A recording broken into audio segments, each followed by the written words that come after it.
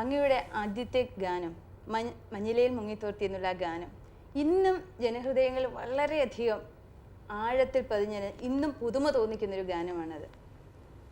ആ ഗാനത്തിലെ 2 വരികൾ സാർ മോളുന്ന വിഷമമുണ്ട്? ഒരു വിഷമമില്ല. ഓ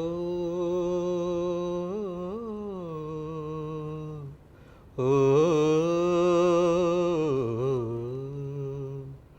മഞ്ഞലയിൽ മുങ്ങിത്തോർത്തി ധനുമാസ ചന്ദ്രിക വന്നു, നിന്നെ മാത്രം കണ്ടില്ലല്ലോ, നീ മാത്രം വന്നില്ലല്ലോ, പ്രേമ ചകോരി ചകോരി ചകോരി. സുന്ദരമായിരിക്കും സാർ. ഇന്നും ഇതിന് പുതുമ നഷ്ടപ്പെടാത്തൊരു ഗാനം. എല്ലാവർക്കും ഇഷ്ടമാണ് ഈ ഗാനം എന്ന് പറയുന്നത് സത്യമാണ്. പിന്നെ ഇപ്പൊ പുതിയ പുതിയ ആൾക്കാരൊക്കെ ഈ ഫീൽഡിലേക്ക് വരുന്നുണ്ട്.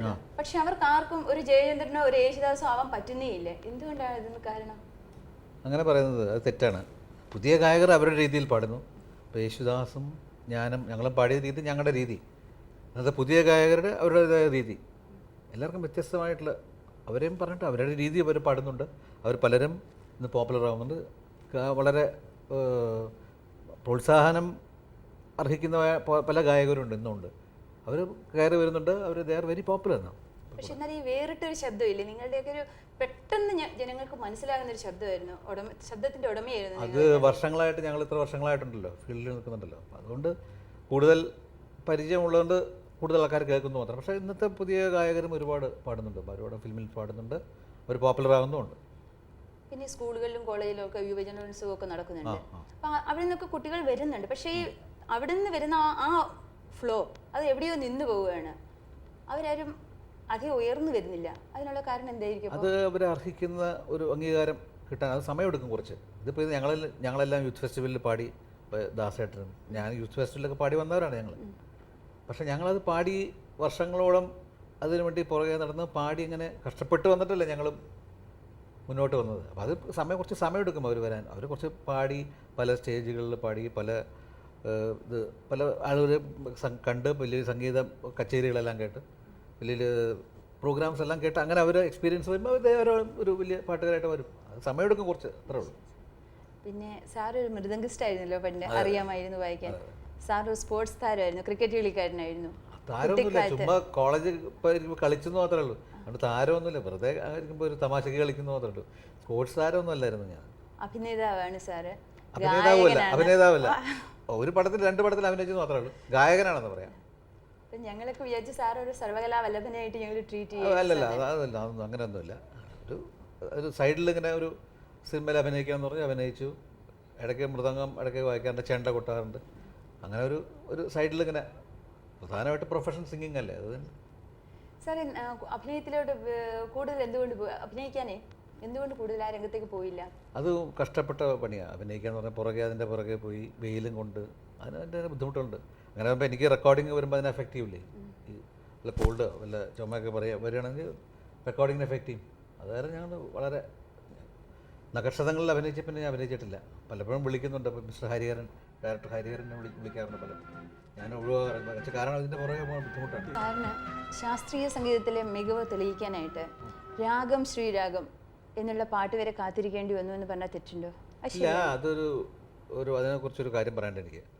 ഞാൻ അതിൻ്റെ മ്യൂസിക് ഡയറക്ടർ MB ശ്രീനിവാസൻ, അദ്ദേഹം മരിച്ചുപോയല്ലോ. അദ്ദേഹമാണ് എൻ്റെ സംഗീത സംവിധായകൻ. അദ്ദേഹം പറഞ്ഞു, ഞാൻ ആദ്യം എന്നെ പാട്ട് കേൾപ്പിച്ചപ്പോൾ ഞാൻ പറഞ്ഞു ക്ലാസിക്കലാണ് സാറേ, എനിക്ക് പാടാൻ ബുദ്ധിമുട്ടാണ്.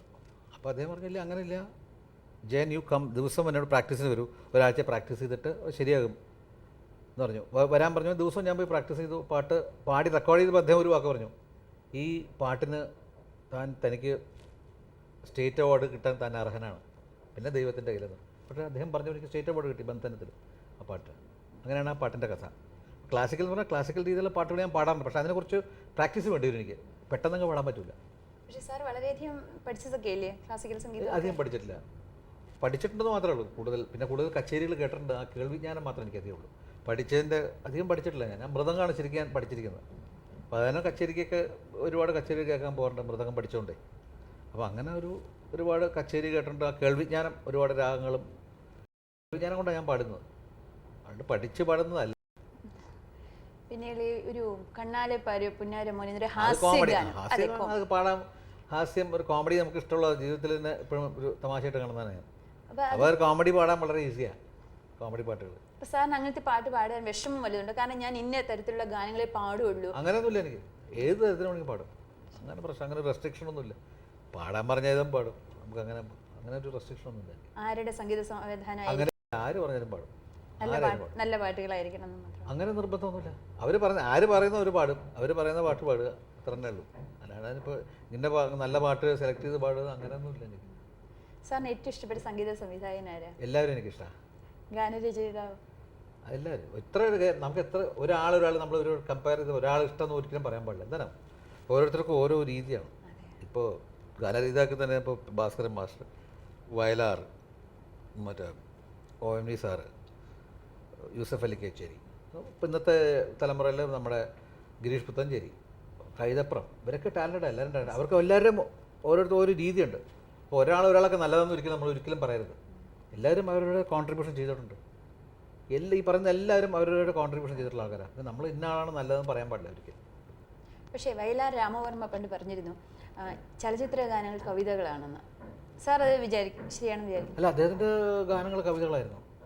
ഇപ്പോൾ ചലച്ചിത്ര ഗാനങ്ങൾ കവിതകൾ, ഇപ്പോൾ ചക്രവർത്തിനി, ഇത്ര ഗാനങ്ങൾ, ഇത്ര പാട്ടുകളൊക്കെ കവിതകളല്ലേ.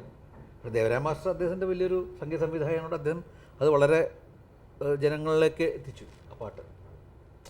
അപ്പോൾ ട്യൂൺ ചെയ്ത് വളരെ ഇതായിട്ട് ആ കവിത. ഇവരൊക്കെ ദേവരായ മാസ്റ്റർ, ദക്ഷിണാമൂർത്തി സ്വാമി, ഇവരൊക്കെ രാഘവൻ മാസ്റ്റർ, അവരൊക്കെ ഈ ഒരു കവിത കൊടുത്താൽ എങ്ങനെ ചെയ്യേണ്ടതെന്ന് അവർക്ക് അറിയാം. അപ്പോൾ സാറ് പറയുന്ന പഴയ ആയിരുന്നു വളരെ നന്നായി ചെയ്തിരുന്നതെന്നുണ്ട്. ഇന്ന് കവിതകളില്ലല്ലോ. ഇന്നത്തെ രീതി വേറെ അല്ലേ. അന്നത്തെ രീതി സംഗീതം, അന്നത്തെ രീതി, ഇന്നത്തെ രീതി വേറെ. പറഞ്ഞാൽ ഇന്നത്തെ ഫിലിംസ് അങ്ങനത്തെയാണ്. ഇന്നത്തെ പിക്ചേഴ്സ് എന്നൊക്കെ പറഞ്ഞാൽ കോമഡി ഓറിയൻറ്റഡ് ആണ്. പിന്നെ വയലൻസ് ഉണ്ടാവും ചില പടങ്ങൾ. ഇപ്പോൾ വയലൻസ് പ്രത്യേകം കുറഞ്ഞിരിക്കുക. ഇപ്പോൾ കോമഡി ഓറിയൻറ്റഡ് അപ്പോഴത്തെ പടങ്ങൾ. ഈ ഒരുപാട് കോമഡി ഉള്ള പടങ്ങളിൽ സംഗീതത്തിന് പ്രാധാന്യം ഉണ്ടാവില്ല. പറഞ്ഞ മനസ്സിലല്ലേ. ഇപ്പോൾ മ്യൂസിക്കിൽ ഇപ്പോൾ സെൻറ്റിമെൻറ്റ്സ് ഉള്ളിടത്ത് സംഗീതം ഉണ്ടാവുള്ളൂ. ഇന്നത്തെ പടങ്ങൾ സെൻറ്റിമെൻറ്റ്സ് ഉള്ള പടങ്ങൾ വളരെ കുറവാണ്. ഏത് വളരെ ഇടയ്ക്ക് കാണാം, അതും വളരെ തുച്ഛമായിട്ട് ഓടുന്നുള്ളൂ. ഇന്നത്തെ പടങ്ങളെന്ന് പറഞ്ഞാൽ കോമഡി ട്രാക്കാണ് ഇന്നത്തെ ഏറ്റവും കൂടുതൽ. കോമഡി ട്രെൻഡുള്ള പടങ്ങളാണ് കൂടുതൽ ഓടുന്നത്. അതിൽ സംഗീതം കൂടുതൽ ശോഭിക്കില്ല. പാട്ടുകൾ ഹിറ്റാകുമായിരിക്കും, പക്ഷെ അത് പോപ്പുലർ കൂടുതൽ നിൽക്കില്ല. അതുകൊണ്ടാണ് ഇപ്പോഴും പഴയ പാട്ടുകൾ ആൾക്കാരുടെ മനസ്സിൽ നിറഞ്ഞു നിൽക്കുന്നത്. അല്ല, പഴയ പാട്ടൊന്നും ആക്കണം. ഇന്നത്തെ പുതിയ പാട്ടുകൾ നല്ല, മോഹൻലാലിൻ്റെ പടങ്ങൾ നല്ലതില്ലേ, ഭരതമെന്നോ, ഒരുപാട് പടങ്ങൾ, ഒരുപാട് പടങ്ങളിൽ നല്ല പാട്ടുകൾ, അത് പാട്ടുകളൊക്കെ ഇപ്പോഴും നിൽക്കുന്നുണ്ടല്ലോ. ഇപ്പോൾ ഇന്നത്തെ ട്രെൻഡുള്ള ഇന്നത്തെ നല്ല പടങ്ങൾ പലതും വന്നിട്ടുണ്ടല്ലോ. ഇപ്പോൾ മോഹൻലാലിൻ്റെന്നോ മമ്മൂട്ടിന്നോ ഇവരുടെ എല്ലാവരുടെയും നല്ല ചിത്രങ്ങൾ വന്നിട്ടുണ്ടല്ലോ. അതിൽ നല്ല പാട്ടുകൾ ഇപ്പോഴും നിൽക്കുന്നുണ്ട്. പക്ഷെ പണ്ടത്തെ പാട്ടുകൾക്ക് അർത്ഥസമ്പുഷ്ടമായിരുന്നു. ഇപ്പം അങ്ങനെയല്ല. അന്നത്തെ സമയം ഉണ്ടായിരുന്നു ഒന്ന് ചെയ്യാൻ. ഒരു പടം എടുക്കാൻ തന്നെ ഒരുപാട് സമയമുണ്ട്. ഇന്നത്തെ ചിത്രങ്ങൾ എണ്ണം കുറവല്ലേ അന്ന്. അതുകൊണ്ട് ഒരുപാട് സമയം കിട്ടും നമുക്ക് ചെയ്യാൻ. സംഗീത സംവിധായകന് ഒരു ലിറിക്സ് എഴുതി കിട്ടി, ആ സന്ദർഭത്തിൻ്റെ അനുസരിച്ച് ലിറിക്സ് എഴുതി അത് കിട്ടി, അത് ട്യൂൺ ചെയ്യാൻ സമയമുണ്ട്. അന്നൊക്കെ ഒരു പാട്ട് ഒരു ദിവസമാണ് ഞങ്ങൾ പ്രാക്ടീസ്, ഒരാഴ്ച പ്രാക്ടീസ് ചെയ്യും ഒരു പാട്ട് എല്ലാം. അങ്ങനെ ഒരു 2-3 ആഴ്ചകളോളം പ്രാക്ടീസ് തന്നെ ഉണ്ട്. പ്രാക്ടീസ് ചെയ്യുന്നത് അവിടെ റെക്കോർഡിംഗ് തിയേറ്ററിൽ ചെന്ന് അവിടെ നിന്ന് പ്രാക്ടീസ് ചെയ്തിട്ടാണ് റെക്കോർഡ് ചെയ്യുന്നത്. അപ്പോൾ അത്രയും നമ്മൾ ഹൃദയസ്ഥമാവും. പാട്ട് വളരെ ഈസിയായിട്ട് അനായാസമായിട്ട് പാടാൻ പറ്റും. വിത്ത് ഫീലിംഗ് കൊടുത്ത് പല നമ്മളത് ഇമ്പ്രവൈസ് ചെയ്ത് പാടാൻ പറ്റും. ഇമ്പ്രവൈസ് ചെയ്യുന്ന പറഞ്ഞാൽ അവരുടെ മ്യൂസിക് ഡയറക്ടറിൻ്റെ അവരുടെ സമ്മതത്തോടു കൂടി. ഇന്നെന്ന് പറഞ്ഞാൽ വേറെ വ്യത്യാസമുണ്ട്. ഇന്ന് ഫാസ്റ്റല്ലേ. എത്ര പടങ്ങൾ, എത്ര പിക്ചേഴ്സ് ഉണ്ട്. അവർക്ക് സമയമില്ല. ഇത് ചെയ്യാനോ ഇരുന്ന് ഒരാഴ്ചയൊക്കെ ഒന്ന് വർക്ക് ചെയ്യാനോ ഒരു പാട്ടിന് സമയമില്ല. ലിറിക്ക് പാട്ട് സീൻ വന്നു, ആർട്ടിസ്റ്റിന് പോകാൻ സമയമില്ല. ഒരു സ്ഥലത്ത് നിന്ന് പോകണ്ടേ, തിരക്കല്ലേ അവർക്ക്. അപ്പോൾ അവരെ കിട്ടുന്ന സമയം യൂട്ടിലൈസ് ചെയ്യാൻ വേണ്ടിയിട്ട് അവർ പാട്ട് ഉടനെ എഴുതി ഉടനെ റെക്കോർഡ് ചെയ്ത് അങ്ങ് പോകുന്നു. അതാണ് വ്യത്യാസം അന്നത്തെ പാട്ടും. പക്ഷെ എന്നാലും നല്ല പാട്ടുകൾ വരുന്നില്ല ഇന്നും. പോപ്പുലർ സോങ്സ് വളരെ സമയക്കുറവ് ഒരു പ്രശ്നമാണ് ഇന്ന്. സമയക്കുറവ് വളരെ പ്രശ്നമാണ് എല്ലാത്തിനും. അതെ, എല്ലാവർക്കും അതെ. അന്ന് സമയമുണ്ടായിരുന്നു ഒരുപാട്. പിന്നെ അന്നൊക്കെ ഒരുപാട് നോവൽസ്, നല്ല നോവൽസ് എടുത്ത് ഇന്ന് പറ്റില്ല. ഇന്നത്തെ ട്രെൻഡ് മാറി, ജനങ്ങളുടെ ട്രെൻഡ്. ഇന്ന് ഫാസ്റ്റ് ലൈഫ് ഫാസ്റ്റായ കാരണം അവർക്ക് ഈ ഒരു സെൻറ്റിമെൻറ്റ്സോ ഇരുന്ന് കാണാനോ ഇരുന്ന് കരഞ്ഞ് അതൊന്നുമില്ല. അവർ പെട്ടെന്ന് കാര്യങ്ങൾ തീർക്കണം, അങ്ങോട്ട് പോകണം. ഭയങ്കര ഹിറ്റല്ലേ. അത് നല്ല പാട്ടാണ്. അത് വെറും സോങ് മാത്രമല്ല, അതിനകത്ത് മെലഡി ഉണ്ട് പാട്ടിനകത്ത്. അപ്പോൾ അതിന് ഞാൻ ഒരിക്കലും എൻ്റെ ഒരു തിരിച്ച് കംബാക്കാണ്. ഞാൻ വർഷങ്ങൾക്ക് ശേഷം തിരിച്ചു വന്നതാണ് ഞാൻ.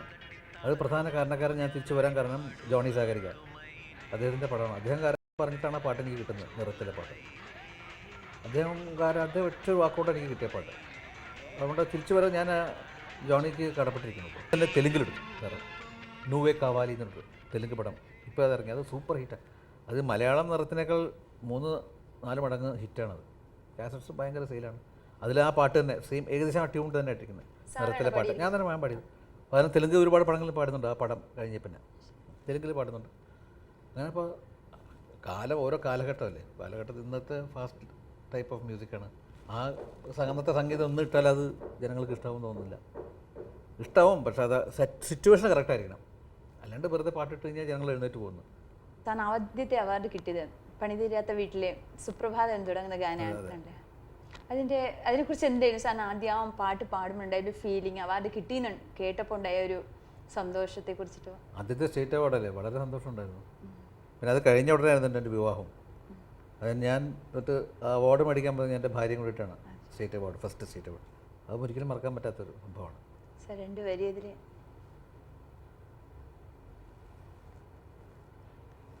നീലഗിരിയുടെ സഖികളെ, ജ്വാലാമുഖികളെ, ജ്യോതിർമയിയാം ഉഷസ്മരം വീശും മേഘങ്ങളെ, സുപ്രഭാതം സുപ്രഭാതം സുപ്രഭാതം. പിന്നെ സാറിൻ്റെ ആദ്യത്തെ സിനിമയെ കുറിച്ചിട്ട് ഒന്ന് പറഞ്ഞാലോ? ആദ്യം പാടിയത്, ആദ്യം ഞാൻ 65-ലാണ് ആദ്യം മദ്രാസിൽ വരുന്നത്. ആദ്യം പാടിയ പാട്ട് കുഞ്ഞാലി മരയ്ക്കാർ എന്ന ചിത്രത്തിൽ ഒരു മുല്ല പൂമാലയുമായി എന്നൊരു ഡ്യുവറ്റ് സോങ്ങാണ്. അതിൻ്റെ സംഗീത സംവിധായകൻ നമ്മുടെ ചിദംബരനാഥൻ സാറാണ്. പാട്ട് എഴുതിയത് ഭാസ്കരൻ മാസ്റ്റർ. ആദ്യത്തെ പാട്ട് അതാണ് എൻ്റെ. ഞാൻ ആദ്യം പാടിയത്. അതിന് തരാൻ വിൻസെൻ്റ് മാസ്റ്റർ, RS പ്രഭു, ശോഭന പരമേശ്വരൻ നായർ, ഇവർ 3 പേരും വിളിച്ചിട്ടാണ് എന്നെ ഈ പാട്ട് പാടിക്കുന്നത്.